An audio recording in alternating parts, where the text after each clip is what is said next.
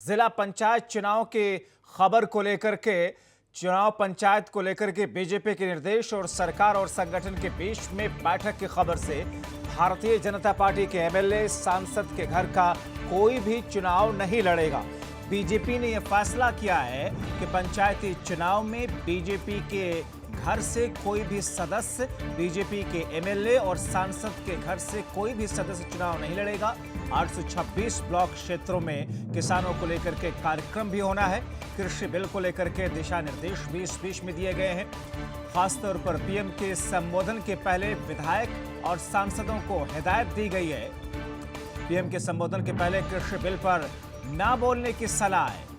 ऐसे में प्रधानमंत्री नरेंद्र मोदी का और संबोधन होना है और उससे पहले भारतीय जनता पार्टी के नेताओं को खामोश रहने के लिए हिदायत दी गई है। सरकार और संगठन का निर्देश यह है कि जिला पंचायत चुनाव जो लड़ेगी बीजेपी, जिसमें किसी भी बीजेपी के सांसद या बीजेपी के विधायक का या उनसे जुड़ा हुआ उनके घर का कोई सदस्य चुनाव नहीं लड़ेगा। बैठक में परिवारवाद को खत्म करने के लिए निर्देश दिया गया है।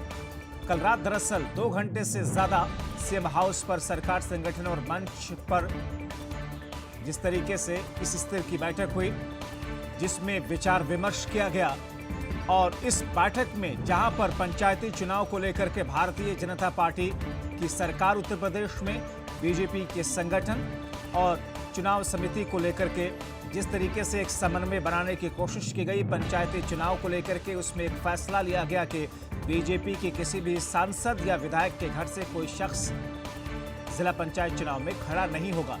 साथ ही साथ में मौजूदा वक्त में जिस तरीके से कृषि कानून को लेकर के हंगामा मचा हुआ है और किसान विरोध कर रहे हैं, सर्दी के इस आलम में भी, ठिठुरती ठंडक में भी किसान खुले आसमान के नीचे विरोध प्रदर्शन कर रहे हैं। और ऐसे में अब एक और दिशा निर्देश दिया गया है कि पीएम मोदी के अगले संबोधन तक कोई भी बीजेपी के नेता इस मुद्दे को लेकर के कोई भी बयान नहीं देंगे। ये भारतीय जनता पार्टी की तरफ से, उत्तर प्रदेश की इकाई की तरफ से ये फैसला लिया गया है।